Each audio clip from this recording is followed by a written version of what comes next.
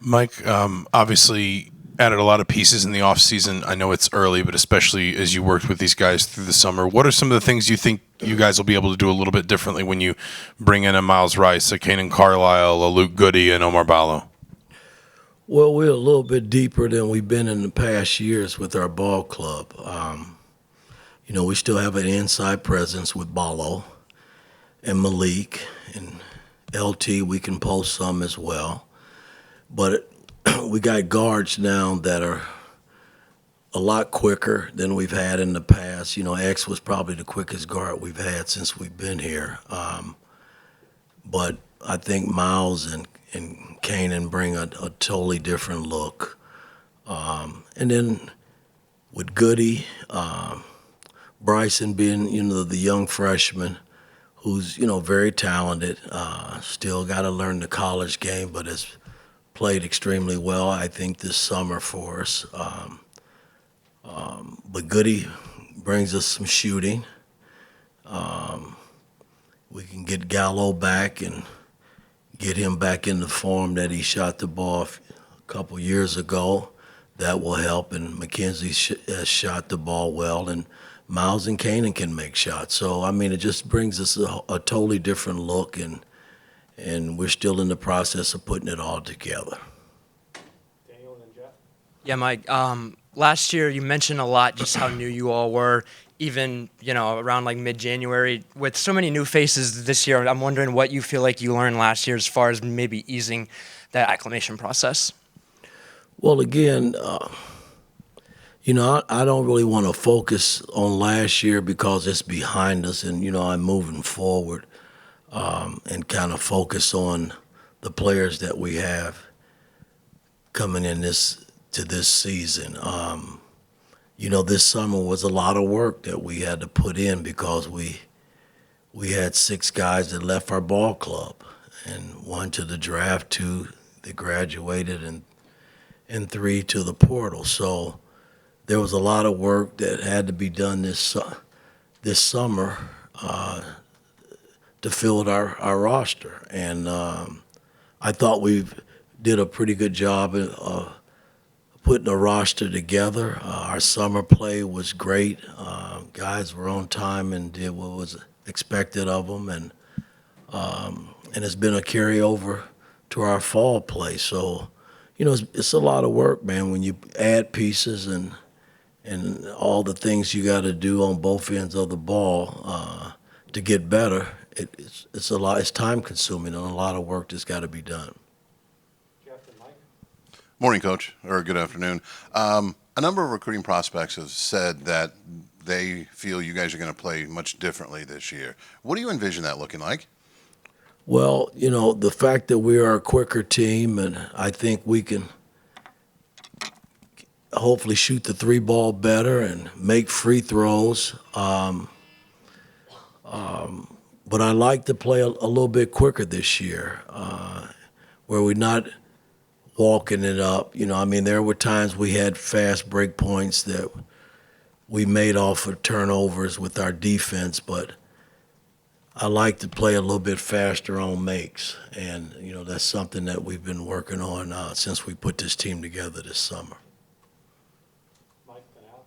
Yeah, hey Coach, do you see Umar Ballo and Malik Renew as complementary players, or are they guys that you would like to have in different rotations, or is that just something you still need to figure out and tinker with as the season goes on?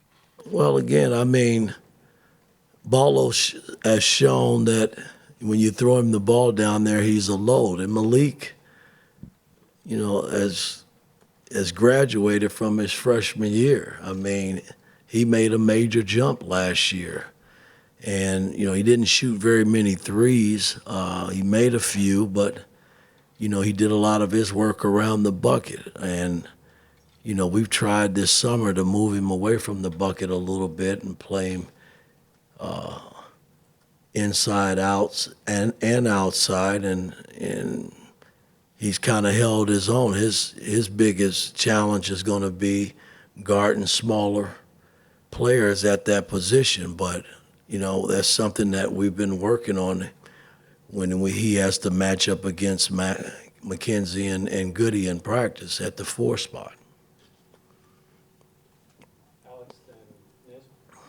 What has stood out so far the most with Miles Rice and just how he's looked through the summer and then just the workouts so far this fall? His speed, it changes the game for us, along with Kanan. And the fact that he can score the ball. His biggest challenge right now is just really being a solid point guard and making sure he understands there are other players around him that can also help too. And, that's a learning process for a lot of point guards when you're that young. You got to include everybody and figure out how to make everybody happy when you got the ball in your hand. And it's just not him. I mean, it's everybody who has the ball, because we have a number of guys now that can make plays with the basketball that helps you. Niz in back row? Yeah, Coach. Do you with Trey Galloway? Do you anticipate him being ready for the opener? And how important has his leadership been through all the changes throughout the offseason? He's been great. He's just been spending time trying to get back healthy. He's been doing a lot of our conditioning work. He's not on the floor doing 5-on-5 where physical contact, but he's done drills and things of that nature. So we've kind of have brought him along slowly based on how he's feeling. But we're hoping, we open up next week. We're hoping that he's able to bang a little bit and get back going and playing at a level where he played last season. Coach, kind of piggybacking off that a little bit, with so many newcomers, having Trey and Anthony coming back, how vital is that to the success of the team, really? Well, it's very important. Our seniors play a major role, and I've always believed that in college, because they've been around the longest. We got a number of seniors now with Barlow and LT and Gallo and Anthony and Goody. We're going to have to lean on those guys to show leadership and step up and play. Coach, obviously Gabe Cupps had to step up a lot last season. How have you seen him grow through this offseason and just kind of continue to build off what he had started last season? Well, he's had a good summer program. He played well throughout the summer, and he's come back this fall, and he's played well. He's holding his own. He's competitive. He's a kid that likes to compete. He's one of the first kids in the gym and one of the last to leave. So he's going to be in the thick of things. He's going to force coach to have to play him. That's what it's about, competition. And, we got plenty of it now. Seth and Todd? Mike, is with Ja'Kai Newton, I guess, is he all recovered from everything last year? And I guess last year, while he was rehabbing, what was he able to do to kind of develop as a player while he was on the side? Well, last year didn't get to do a whole lot, so basically his learning sessions came in film and just watching practice. And he still hasn't fully recovered.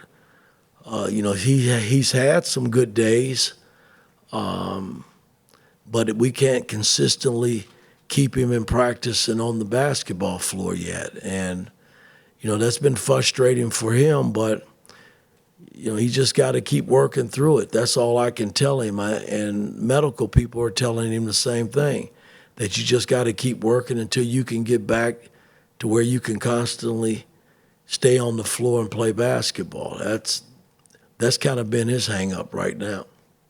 Todd in second row? Mike, Mackenzie Mbako played his best basketball at the end of last year. What was the point of emphasis you gave him on in terms of improving his game in the offseason, and how does he kind of fit in with the mix of players that you brought in?